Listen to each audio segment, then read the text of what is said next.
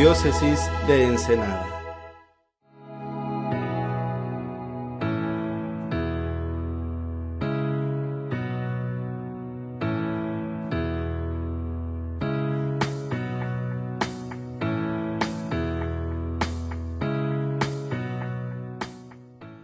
Bienvenidos queridos cibernautas a este programa de Comisiones y Dimensiones. Hoy tenemos un aspecto de la dimensión vida. Va a estar muy interesante, así que buenas tardes, buenas noches, buenos días, no sé a qué horas veas este video, pero no te vayas, quédate porque va a estar muy interesante. ¿Y por qué va a estar muy interesante? Porque se encuentra aquí entre nosotros una gran doctora que yo estimo mucho, la doctora Verónica Montiel Beringer, creo que así, doctora. Beringer. Está bien difícil de pronunciar aquí como está escrito. Bienvenida, doctora. Muchas gracias, Padre Pedro, por esta invitación. Yo la conocí con las Madres Adoratrices mexicana. Ella es médico especialista en medicina física y rehabilitación y es también bioeticista y se fue a vivir a Italia. Está viviendo en Italia, ya platicaremos después si usted de qué está haciendo allá en un lugar maravilloso, muy bonito, que ya nos platicará. Pero hoy que está de visita en nuestro país, aquí en nuestra Ensenada, quise aprovecharla para tener una plática sobre bioética, sobre aspectos de la vida y de la muerte. Y pues vamos a entrar en materia, doctora. ¿Qué es bioeticista? Bueno, bioeticista sería la persona que se dedica a la bioética. Ok. Y en el aspecto que es la bioética sería, pues podemos decir que es todo un diálogo de varias disciplinas. Uno que es antropológico, ¿quién es el hombre? Ajá. ¿Quién es? ¿Tiene dignidad? ¿Quién es el hombre? Otro que es un aspecto también filosófico, ¿verdad? De los aspectos éticos. Y otro más que sería todos los aspectos de la biomedicina. Okay. Y claro, podemos elevar este diálogo a un aspecto teológico, ¿verdad? Para aquellos creyentes donde sabemos que son temas tan delicados del fin de vida que se requiere el ámbito de la fe. Así es. Y pues entrando en materia de bioética, doctora, para que usted se quede y vea cómo va a estar esto. Miren, primero la muerte. La muerte para nosotros los cristianos es el cese de estar en este mundo para pasar a la vida eterna en Cristo Jesús, que participamos por nuestro bautismo. Es dejar este mundo precisamente para ir a la otra vida. De hecho así lo decimos, vamos a la otra vida, a la vida eterna. Ya clínicamente, pues la muerte, salvo aquí tengo a una doctora, pues es el cese de las funciones general del cuerpo, ¿verdad? Entonces, pero nosotros sabemos que por nuestra fe, que somos un compuesto, una unidad compuesta de cuerpo y alma, y que la vida es el elemento más preciado que tenemos los seres humanos, es el valor supremo, y porque somos creación de Dios y que hemos sido creados a imagen y semejanza de Dios. Por lo tanto, en la iglesia, nuestra fe considera la vida como sagrada, intocable, es decir, única, y con una dignidad que sobrepasa todas las dignidades, simplemente por ser persona, por vivir la vida, y a partir de ahí, de la vida vienen todos los derechos y todas las obligaciones, y sin vida pues no hay vida, no hay nada, ¿no? Entonces la vida del ser humano es sagrada porque es creación de Dios, es imagen de Dios, y es el máximo valor que tenemos como seres humanos. De ahí parte todo, y por lo tanto la muerte es el culmen de esta vida, de esta vida terrenal, para partir a la vida eterna. Nosotros los creyentes, nosotros los cristianos, creemos firmemente que nuestra vida no termina en un sepulcro, en unas cenizas, en un ataúd, sino que es trascendente, que pasamos a la vida eterna porque el alma no muere, es inmortal, y vamos a una vida mejor. Nuestro cuerpo se quedará aquí para resucitar, como resucitó Jesús, y transformará nuestro cuerpo, diría San Pablo en una de sus cartas, este cuerpo miserable en un cuerpo glorioso transformado. Y hablando de la muerte, que es parte de nuestra vida, es parte de la etapa de la vida, doctora, es parte de Sí. nuestro ciclo. Es algo inevitable y lo único seguro que tenemos. Eso sí, esa no va a faltar a la cita, No ¿verdad? falta Va la a llegar. cita, sí. Pero depende cómo llegue. Hay formas de que llegue la muerte y el cristiano siempre decimos que llegue la muerte natural. Y natural, ya sea por un proceso, no sé, un accidente, una enfermedad, por vejez, pero no porque yo me la provoque, porque yo quiera quitármela o porque otros me la quiten. Entonces ahí sí ya es no matarás, el quinto mandamiento. Y hay algunos atentados contra el ser humano, contra su vida, por los motivos que sean y que se presta para mucha discusión. Pero, ¿qué es la eutanasia, doctora? ¿Qué es la eutanasia? Ok. Bueno, la eutanasia podemos hasta llevarnos históricamente a qué se refería la eutanasia, porque eu en griego es un buen camino, una buena muerte. Ajá. Pero era pensada, y también más o menos en 1500, 1600 con Bacon, la eutanasia, la buena muerte, era que la persona muriera en los brazos de la esposa, rodeada de la familia, o sea, el sentido... Como una dulce muerte. Como una dulce en muerte, paz. en paz, una muerte natural que se vive no en el campo de batalla de la guerra, Ok. no tirado por la calle hacia allá. En ese entonces no había hospitales, entonces Claro. podemos decir que no morían en los hospitales, pero que fuese rodeado de la familia en un ambiente sereno, de paz, eutanasia. Para los cristianos es una santa muerte, por decirlo Una así, santa una muerte en paz. Sí, qué quiere un cristiano? Estar rodeado de su familia. Se puede decir que una dulce muerte, ¿en qué momento cambió? No sé si sea la pregunta, ¿en qué momento cambió con el pretexto de la dulce muerte acabar con la vida? Ah, claro. Bueno, entonces aquí también tenemos un poco de historia. Podemos decir que ya en el siglo XIX había toda una corriente eugenésica. Esta corriente eugenésica determinaba quién era, por así decirlo, la raza superior o aquellos que iban a ser inteligentes, y entonces empezaba a seleccionar quiénes eran, digamos, los que deberían Dignos de prevalecer, los dignos de vivir. Y generalmente pues eran los de los países más avanzados, probablemente sajones, en fin. Entonces ya venía un movimiento eugenésico. ¿Qué sucede? Por ejemplo, los primeros casos de eutanasia y de experimentación fue en la Alemania nazista, a los mismos alemanes, Estaba pensando los alemanes, sí. pero a los mismos ciudadanos Dios alemanes, santo, o sea, ajá, era no como a los Hitler judíos, sino después. a sus habitantes. Exactamente, hay todo recortes del edicto, por ejemplo, que él decía de los enfermos mentales. Los enfermos mentales iban a la ser eutanasia, exterminados, exterminados. porque eran seres inferiores, seres que no pensaban, seres que no podían decidir. Entonces, ahí podemos ver esta evolución de la historia, Eso y es. después en los campos de concentración se aplicó Que ya no es eutanasia, sino exterminio. genocidio y exterminio. Es un O sea, pero qué interesante, porque es algo tan sutil, Sí. que me va de unos que yo pienso que no son dignos, que no son útiles para esta sociedad, a después son todos aquellos que no son de la religión, que son gitanos, que eran homosexuales, que era todo lo que no consideraban digno, eran a campos de concentración Híjole, mano. y experimentación. A mí se me viene a la mente algo. Cualquier institución, la que sea, doctora, que diga, me faltan camas, no quiero meter, mira, se va a morir, ¿para qué gastar más dinero en medicinas, en todo esto? Que se muera dulcemente. Sí, fíjese que hay toda una, pues sobre todo en Estados Unidos y en los países sajones, una bioética pragmática utilitarista, que ve la calidad de vida no como una calidad de vida de yo qué puedo hacer para que no sufra, qué puedo hacer para ayudar a una persona con discapacidad. No, aquí la calidad de vida, esa vida no vale la pena de ser vivida. Ay, Dios santo.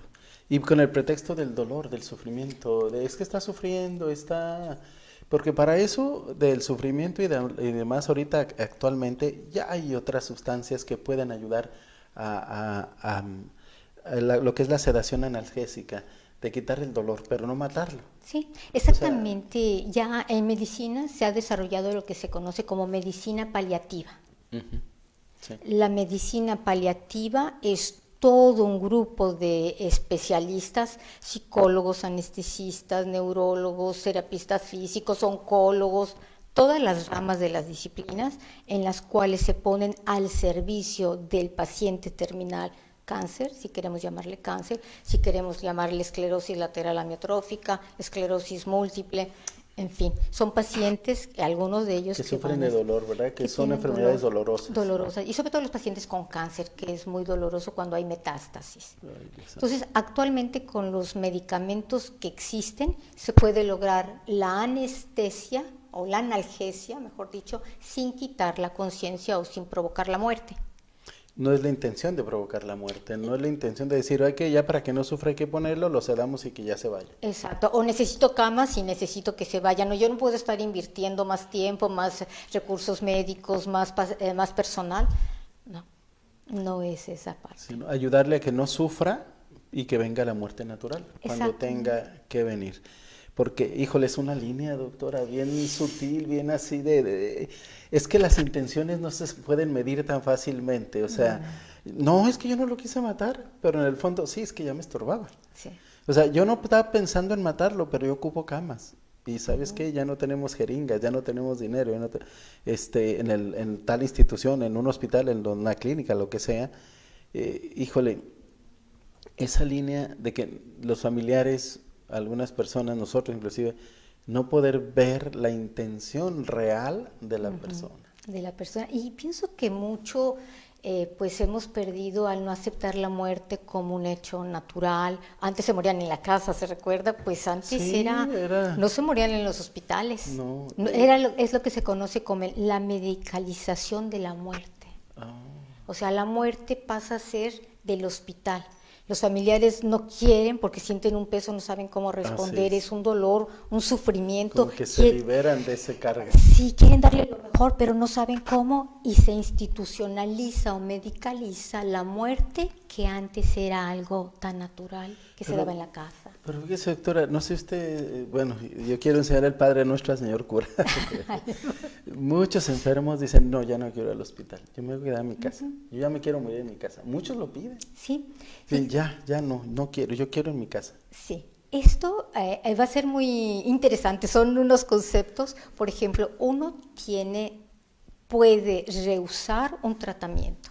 Yo, por ejemplo, tengo cáncer y me dice, pues ya es casi un cáncer terminal, voy a tenerle que hacer 3 cirugías, la quimio, la radio, todo. Y un paciente con sus 5 sentidos puede decir, yo quiero los últimos años estar así en mi casa, íntegrito, y pues nada más ayúdeme con el dolor.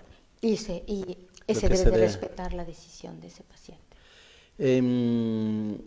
La Iglesia también permite lo que son los medios paliativos, la proporcionalidad de los medios terapéuticos.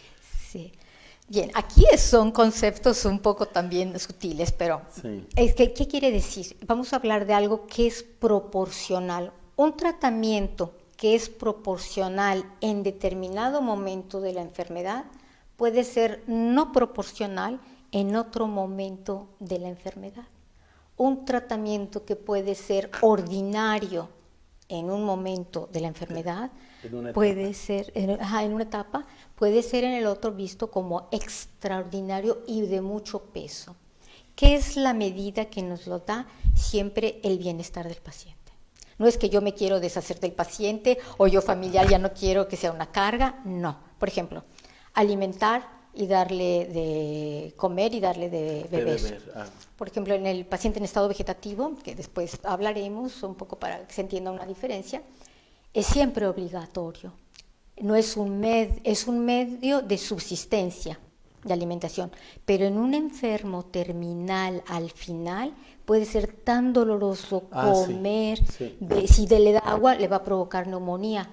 Entonces, en ese momento, ese medio que era natural y que era obligatorio, ya no es lo obligatorio porque le estamos dando más peso, más sufrimiento al paciente. Sí. Come, bebe. Fíjese, yo lo viví, lo acabo de vivir. Mire, doctora, lo acabo de vivir el sábado. Fue a ver un pacientito, un enfermito, un enfermito, ya no podía comer nada, ya nada. Entonces él pedía poquita agua, poquita. Entonces la persona Y le acerca el brazo y se le pasa poquito y le da un poquito de más y empieza a toserse así. Sí. Y le dice a la otra persona, ay mamá, le diste de más. Y sí se notó Era un él sufrimiento. lo que quería era gotitas nada más. Exacto. Tiene razón, cuánta ignorancia hay, a veces como tratamos a nuestros pobres enfermos, eso de come, come, ya no quiero, come, pero es que ya no puede. Ya no No lo puedes obligar, no puedes porque le va peor. La proporcionalidad de los tratamientos terapéuticos, saber y contar con un médico, caramba, que tenga esta capacidad y esta bioética, esta fe, para poder que de verdad se preocupe por el paciente y pueda educar a los familiares para tratar al enfermito. Hay tres conceptos, doctora, que de repente causan mucha controversia o confusión. Coma, estado vegetativo y muerte cerebral. Ok. Se pueden diferenciar bastante bien. Coma. El coma, voy a poner ejemplos para que quede más claro. Un joven maneja, tiene un accidente, un traumatismo en la cabeza y pierde el conocimiento. Es el coma. El coma no puede durar más de 4 semanas. ¿De acuerdo? Okay. Ajá, el coma no dura más de 4 semanas. Un mes, 4 a 6 semanas, rarísimo. Claro. La literatura reporta 4 semanas. O son instantes o se prolonga. Máximo 4. Dependiendo de la severidad de ese golpe, de si hubo hemorragia interna, de la salud del paciente, si hubo otros problemas de salud, etcétera, él puede despertar y entonces lo que vamos a tener es abre los ojos. Abre los ojos, pero no sabemos si en ese momento me responde, está consciente ya, o si nada más abre los ojos y no me responde, no responde a los estímulos ni internos ni externos. Entonces es lo que se conoce como estado vegetativo, que es una disociación, así por ejemplo si podemos ver el despertar y la conciencia, él despierta, pero no sabemos si está consciente. Ahorita lo voy a dejar así porque ahora con la tecnología ya conocemos muchísimo qué pasa con el paciente en estado vegetativo, ¿eh? Son sorpresas. No, ya sabemos que muchos están conscientes, pero no lo pueden expresar, no se pueden comunicar. O sea, escuchan todo. Hay libros escritos por personas que estuvieron en estado vegetativo. Entonces, Mariela. Bueno, sí, así es que a Mariela se acuerda de Mariela. Bueno, Mariela que pasó de estado vegetativo a estado mínimo de conciencia hasta estar consciente, caminar, volver a estudiar, ya está casada, ¿no? Con su hija y todo. Con su hija. Bueno, Mariela es un ejemplo y de tantos que hay en la literatura y en Italia. Por ejemplo, acaba de morir hace un par de años 2 de las más antiguas mujeres en estado vegetativo, una hindú y una italiana. Vivieron casi 30 años en estado vegetativo. ¿Les daban de comer por sonda o por...? Ahora, algunos en sonda, pero ellos no pierden el reflejo de la deglución. Ellos no están conectados al respirador, ellos respiran solos, el corazón bate solo, y si no tienen ningún otro problema de salud, no tienen ningún medicamento, nada. Solamente que muchos ahí sí hay que darles de comer. Yo, por ejemplo, que estuve estudiando sobre estado vegetativo, los familiares les preparan el espagueti, ¿no? Todo en licuadora y les dan las cucharitas y ahí están dándoles de comer. Y ellos comen. Y ellos tragan, claro. Es el deglutir. Sí, porque es el deglutir. No pueden... Ajá, tragan porque todos los reflejos están conservados, por eso ellos respiran. Sí, o sea, todo lo que las películas ponen de que está así, con los ojos cerrados, y lleva 2 años, y el respirador por acá, no es cierto, no pasa eso. Eso no es el estado vegetativo. El estado vegetativo, el paciente tiene sueño, vigilia, abre los ojos, despierta, pero no interactúa con el medio ambiente. Es que mire, doctora, hay que está en estado vegetativo, que tiene no sé qué, está conectado y lo van a desconectar. Yo me ha pasado con familias que vienen y es que fíjese que va a ungir al paciente y todo, nuestro familiar, porque dicen los doctores que lo van a desconectar. Y yo, pero que eso, ¿está en coma? Ya estoy claro que no está en coma. ¿Está en estado vegetativo o ya hay muerte cerebral? Porque ¿a qué se refieren cuando ellos dicen, es que lo van a desconectar? Que le van a quitar el respirador y le van a quitar a lo mejor la sonda por donde comía. Aquí el asunto es que no sabemos, bueno, yo no sé, y no me atrevo a preguntar porque ni menos los familiares saben Porque una vez pregunté y no supieron y ya me quedé callado para no meterles ideas en la cabeza. Eso de, pues está vivo, está en estado vegetativo o ya tiene muerte cerebral. Ahora sí ya les pregunto, ¿qué les dijo el médico? ¿Tiene muerte cerebral? Y no saben. No saben. No saben los familiares. Ay, sí. Nomás saben que lo van a desconectar. Y luego hay pleito entre la familia que unos dicen que sí y otros que no. Claro, claro. Entonces, el estado vegetativo, recuerdo hace muchos años que también le pregunté, doctora, ¿qué es el estado más indefenso del paciente? Y la Que depende discapacidad de los demás. más severa. La discapacidad. O sea, la discapacidad quiere decir que está vivo, Ajá. que es un paciente con la discapacidad más severa que puede existir, no hay otra más severa. Híjole, porque depende totalmente de otro para que le dé de comer, Sí. para que le dé de beber.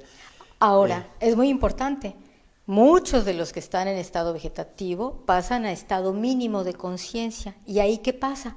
Ya sabemos que en estado vegetativo abre los ojos, se duerme, tiene ciclo sueño-vigilia. Ajá. En el estado mínimo de conciencia ya reacciona a los estímulos. Y muchas veces los familiares dicen, me vio, Ajá. y los médicos dicen, no, es un reflejo. Aquí hay casos preciosísimos, también otro libro que escribió uno de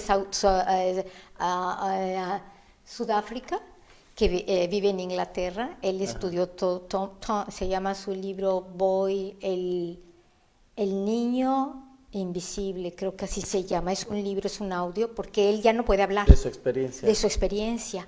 Pero aquí, para que vean quién le detectó, él ya estaba en un centro especializado donde atienden a los pacientes en estado vegetativo, y la que le fue a dar aromaterapia en Sudáfrica se dio cuenta, para que vea usted lo que a veces nosotros como Pues, médicos no. no intuimos, pero que alguien que tiene una sensibilidad específica empezó, ¿no? Él me está haciendo caso, él me entiende con la mirada, él le decía con la mirada. Y entonces ella fue con los médicos y todo lo empezaron a Entiende, estudiar. sabe.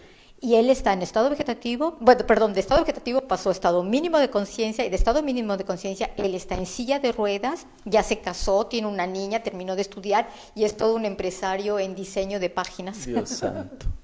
¿Cuántos errores se han cometido por ignorancia? Sí. De que, no quieren tratar esos casos de Luana, Sí, de Luana todos ellos Inglada, que estando en estado vegetativo les retiraron la alimentación y la hidratación. Sí. Es decir, les dejaron dar de comer y les quedaron el agua y la dejaron morir de hambre y de sed, que es una cosa terrible. Pero ahí el drama fue el papá que pidió la eutanasia y lo cuidaban unas religiosas que le dijeron, dénosla, nosotros nos hacemos cargo, la seguiremos cuidando, y no quiso. No quiso, o sea, entonces sí, son temas tan difíciles de tratar para poder entender. Si usted tiene este caso y le sirve esta plática, estudie, lea, infórmese para que pueda tomar buenas decisiones. Si en algún momento dado algún familiar cae en estado vegetativo o usted cae en estado vegetativo, dejar una instrucción, ¿verdad? De luchar, pero híjole, mano.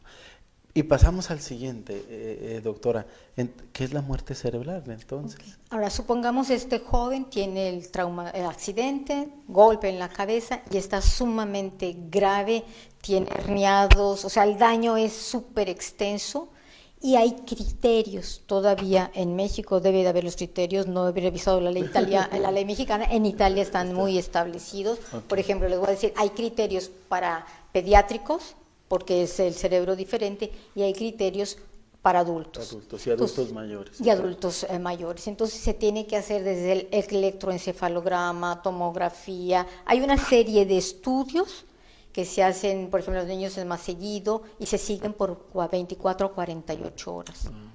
Cuando todos estos indicadores nos están dando las señales de la muerte cerebral, quiere decir que ya va a ser, al desconectarlo, va a ser el cese irreversible de las funciones del cerebro y cardiorrespiratorias. En este caso, si lo desconectan, no va a continuar a respirar.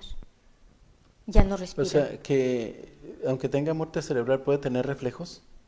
Algunos reflejos espinales sí. Por ejemplo, la pierna. Se le puede mover la pierna o puede hacer un movimiento porque son los reflejos de médula espinal. Es lo que dice la gente. Es que se movió. Sí. Es que esto. Y piensan ahí que sí. están... ¿Podríamos decir que muerte cerebral es que ya están muertos? Que ya es la muerte. Muerte. O sea, ya están muertos, pero como hay reflejos acá en la médula espinal, es cuando dice la gente, es que no está vivo porque se movió. Es Sí. que y puede seguir latiendo el corazón. Ahora, el problema generalmente se presenta, y esto es algo que es importante saber, donde se hacen trasplantes de órganos en los jóvenes. Por ejemplo, si un viejito ya está viejito y le dicen que que tiene muerte cerebral, lo más seguro es que tiene muerte cerebral. Y si es un lugar donde se hace trasplantes, pues son los órganos de una persona mayor. No, ya no se donan. Ya no se donan, ya no. Pero si tengo un joven de 20 años, sano, que está en muerte cerebral, y si él firmó la carta de que va a donar, que sabemos que la Iglesia lo permite como un acto de amor y de caridad al prójimo, lo pueden mantener. Lo pueden mantener como artificialmente para que los órganos estén perfundidos, oxigenados, un hígado, riñón, para la hora de que se requiera, se saque el corazón o lo que se va a sacar para la donación, trasplante de órganos. Entonces, pero es muy difícil que se dé como un mal, o sea, no hay un interés. Ajá. Ahora, si es un joven y estamos en centros, en Estados Unidos ahorita está pasando algo que es más terrible, sí, porque ya no es tanto el criterio de muerte cerebral, sino se hace paro de 2 minutos, 2, 3 minutos. Y ya no hay más, o sea, ya 2, 3 minutos murió, se acabó. Ya no hay lucha, ya no hay nada. Entonces, ese es otro problema que tienen ellos, porque en ellos cambian los criterios de muerte, el criterio de muerte dependiendo en cada estado. Pero en México pienso que gracias a Dios todavía no son válidos los criterios cardiorrespiratorio, sino el criterio de muerte cerebral. Hay todo un protocolo, debe de haber, y los pacientes deben de pedirlo. ¿Cómo comprobó usted que mi familiar está en muerte cerebral?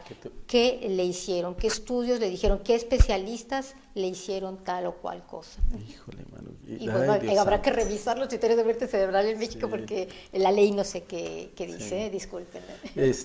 Son temas tan interesantes, doctora, de cómo nosotros podemos saber y en principio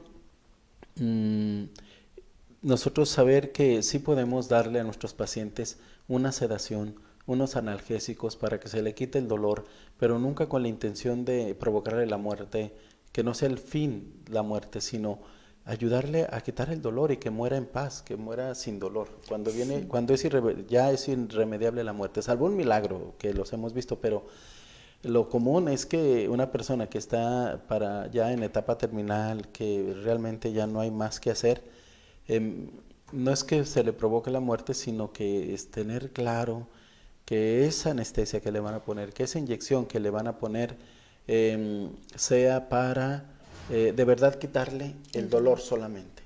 Y llegar a esperar a que la muerte llegue de manera natural, que no sea la intención de te pongo la inyección para quitarte el dolor, pero también mi intención es, pues ya, descansa en paz, ¿no? ¿Verdad? Sí, pregunten allí a sus hospitales y nada más ¿cuál es la intención real de ponerle esta inyección? De ponerle este analgésico, de ponerle para que se le quite el dolor. Ojalá que sí, los médicos digan la verdad, decir, no, pues es para esto. Digo, no van a decir la otra. Sí. Es que es tan complicado. Es que ya ha pasado, doctora. Yo se lo cuento porque 2, 3 familias hasta han entrado en conflicto porque les han dicho eso, les vamos a poner una inyección, para que ya no sufra, que no tenga dolor, pero ya no va a despertar. Entonces, uno pues puedes interpretar muchas cosas ahí, o sea, ya no va a despertar, ¿por qué? Porque usted me aclaró algo, probablemente ya no va a despertar porque el dolor es tan fuerte que se ocupa un poco más de analgésico para que no sufra, pero, y si en eso viene como consecuencia colateral, pero así como de repente la plantean, dices, ay Dios mío, como que la idea es, se lo voy a poner para que ella muera y deje de sufrir. Entonces ahí está esa línea donde, y a uno lo dejan, entonces, y hay familias aquí que han estado de pleito, porque unos dicen que sí y otros dicen que no, porque unos sí entienden que, con esto ya va a morir, pues sí, y va esto, pues, y otros, no, mejor no, entonces, y uno como sacerdote, ¿cómo dar el consejo? Entonces yo acabo de aprender a decir, bueno, que la intención no sea matarlo, sino de verdad quitarle el dolor. Sí. Que está permitido por la iglesia. Exactamente. Está permitido que si es mucho sufrimiento pueda.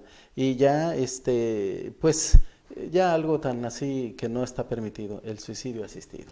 Sí.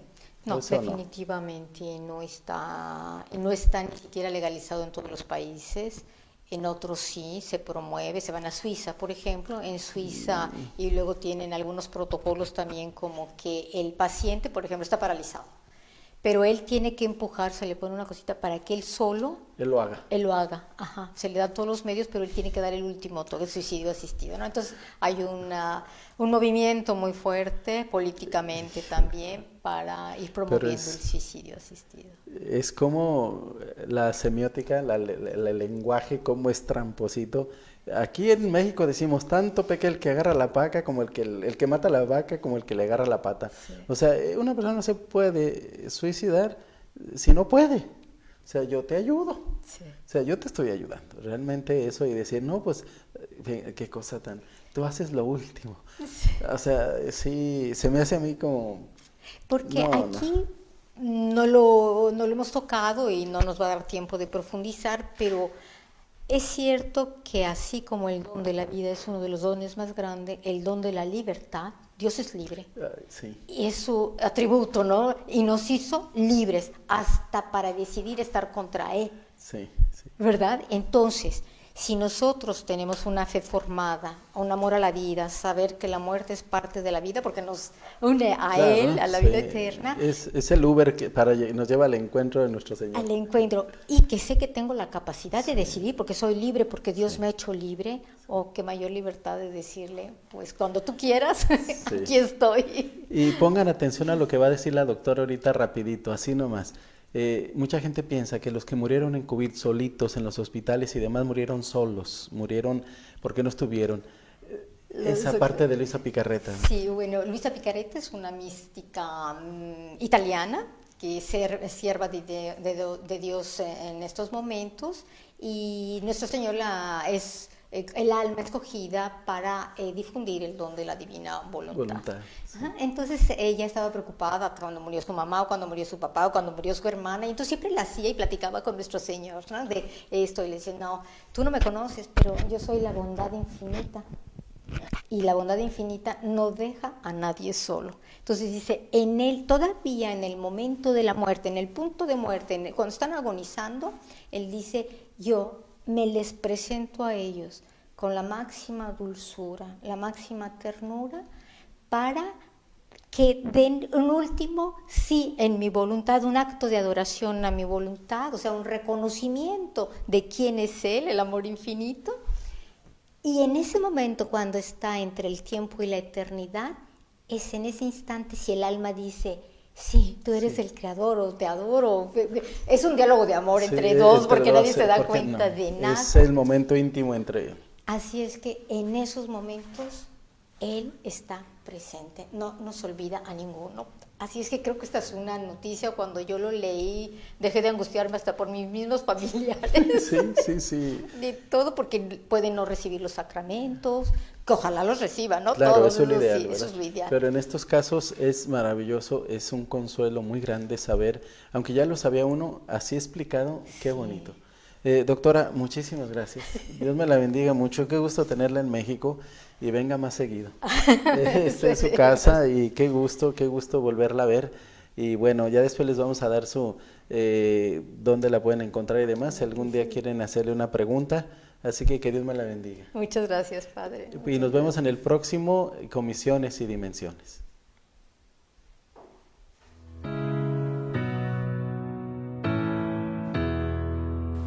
Producción de Codipac Diócesis de Ensenada.